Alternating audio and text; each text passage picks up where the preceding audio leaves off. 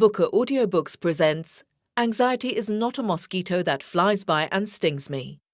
Written by Maria Teresa Llobet and narrated by Faye Hadley. What anxiety is not? Anxiety is not a mosquito. And why do I say that anxiety is not a mosquito?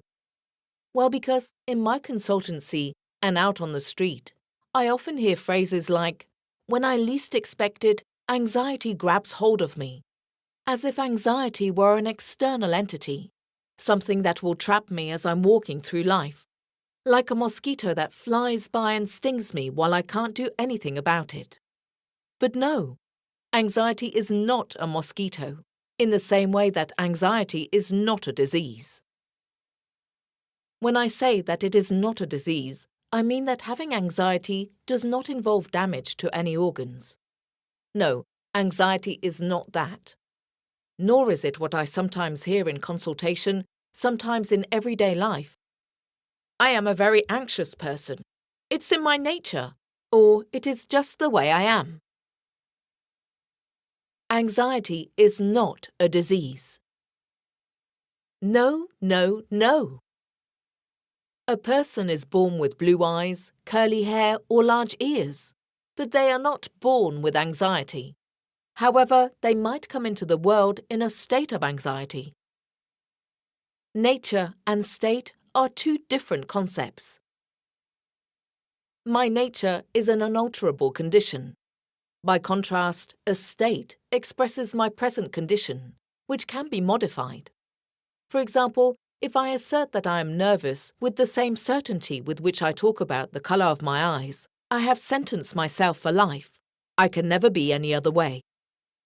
On the other hand, if I say that I feel nervous, I mean that this is my emotion right now. So, if I am in a state of anxiety today, tomorrow I could be in a state of tranquility, and the day after might bring happiness. There are so many states we can be in. The state of anxiety may return someday, but I know that I can enter and exit this state. I just need to know how. That is where wisdom lies, in the how. That's right. How is my anxiety generated? There are various entrance doors to anxiety. Let's take a look at them. Entrance 1. Feeling one thing and doing another. Let's say, for instance, that my body feels it wants to go to the bathroom, but I am very busy and I don't go. In this situation, sooner or later, I will begin to feel nervous because I am not attending to my body's needs.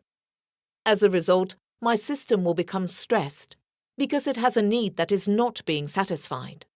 The same thing happens, for example, when I need to rest, but instead go out to a party, either because I haven't learnt to say no or because I'm not even aware of what I need. It doesn't matter why. The fact is that if at some point I go out when it is the opposite of what I need, it is highly likely that halfway through the party, my nervous system will enter into a state of contradiction, because what I am feeling does not match what I am doing. This might result in me feeling overwhelmed by having so many people around, feeling like I can't breathe, or having sweaty palms or a racing heartbeat. In reality, To keep listening to this audiobook, I've left you a link in the description so you can do it, at no cost thanks to Audible's 30-day free trial.